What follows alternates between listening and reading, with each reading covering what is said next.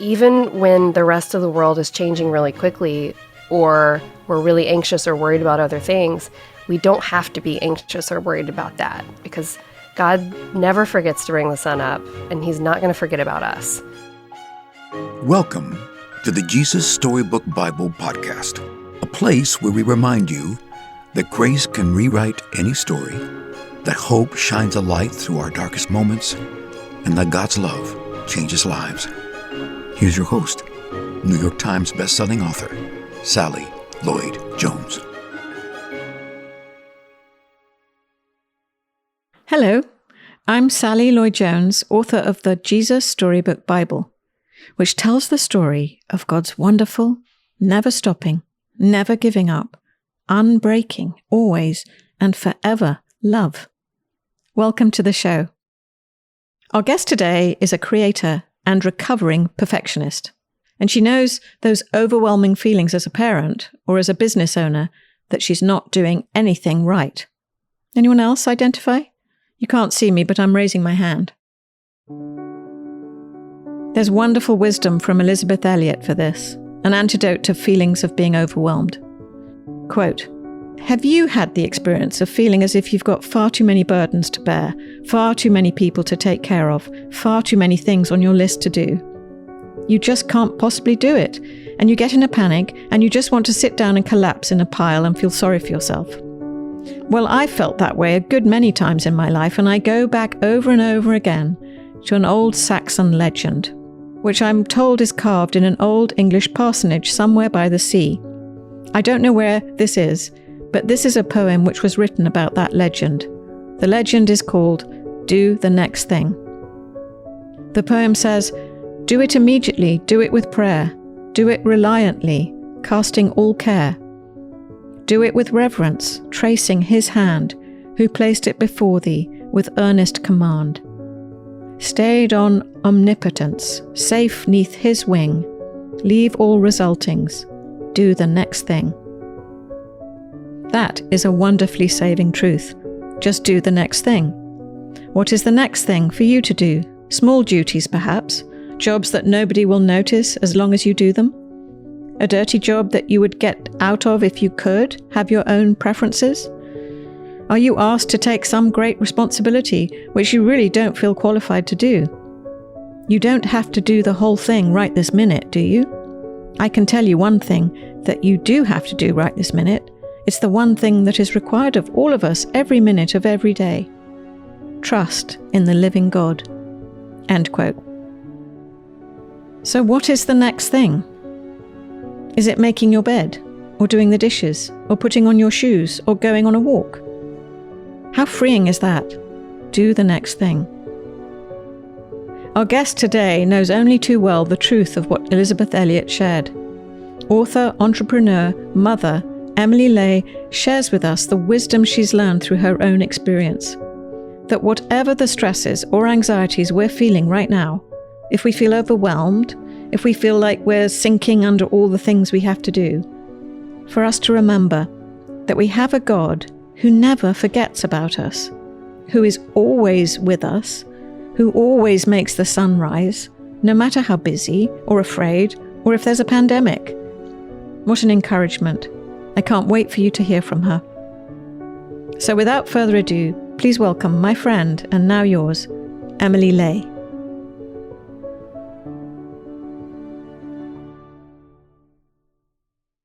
My name is Emily Ley, and I am the founder of a company called Simplified, and we have been making planners and organizational tools for busy women since 2008.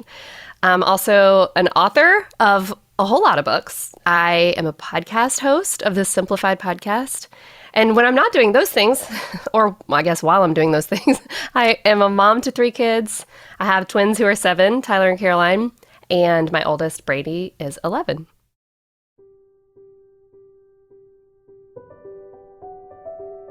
So my devotional is called Sure as the Sunrise, and it is 100 days of morning meditations, all about the promise of who God truly is.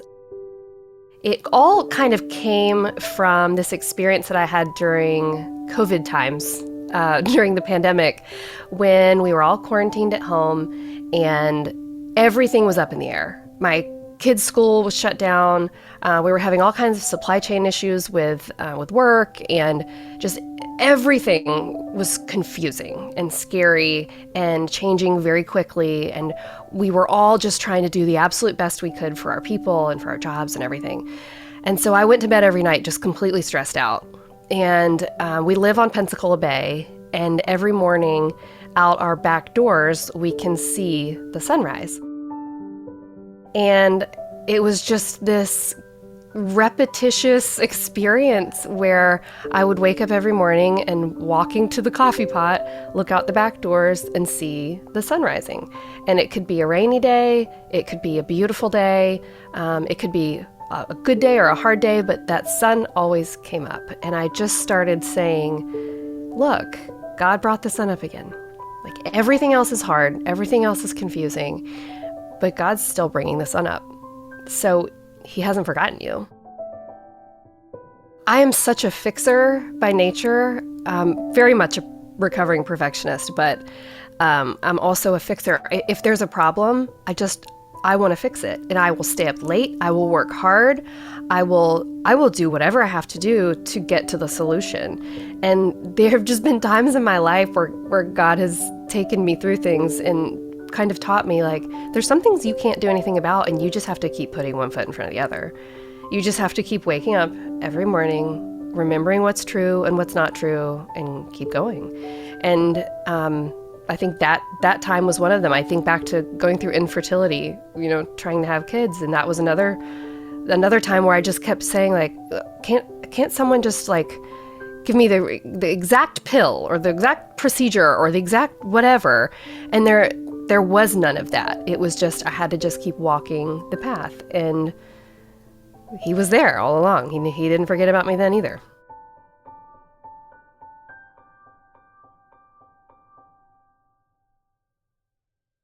I feel like I see God's mercy and delight in my life in the little things that often go overlooked when we're really, really busy. It's, my kids spending 4 hours folding paper airplanes and throwing them off our second floor balcony.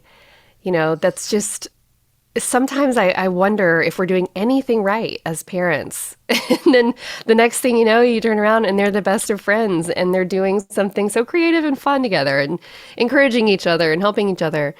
I think it's also in, just seeing, like, the sunrise, for example, like seeing something so beautiful, and it just reminds me, like, how on earth could that come from anywhere other than a God who just cares about you so much and has so much power and so much beauty to show you. I think it's in the little things. And I also think that we can discover them on our own if we stop and slow down long enough to see that they're there. Because they're there. We just sometimes are moving so fast, they're a blur. I'll be reading from the Jesus Storybook Bible, and here is a little context.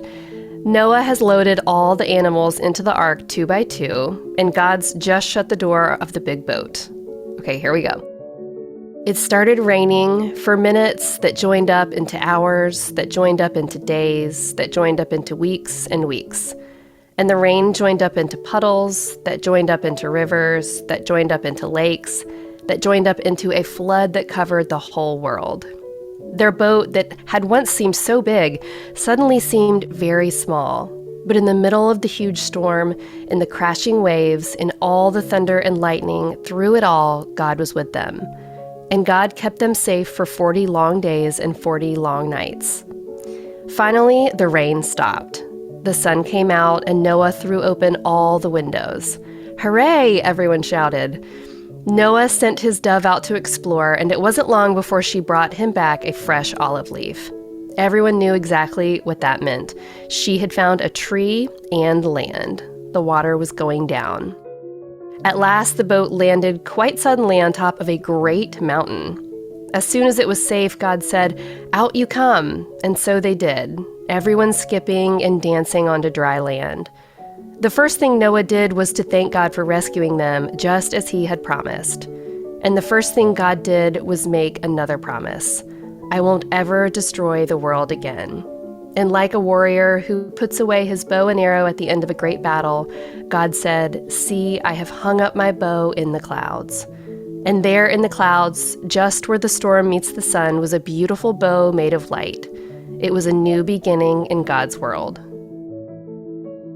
I feel very much that passage is a great example of God fulfilling his promises. And he's truly showing us who he is as unchanging, unfaltering, even in the absolute hardest of times. And it doesn't always mean that, he's going to fix our problems right away. Sometimes he needs us to walk through them with him. And then at the end, we can kind of see what he's been working in us.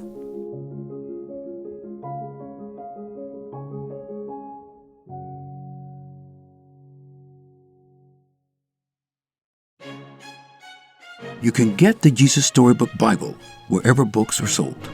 To find out more about the book and all of Sally's other books, please visit Sally at SallyLloyd-Jones.com and follow her on Instagram at Sally Lloyd Jones and at Jesus_Storybook_Bible. Before we go, don't forget, God loves you with a never-stopping, never giving up, unbreaking, always and forever love.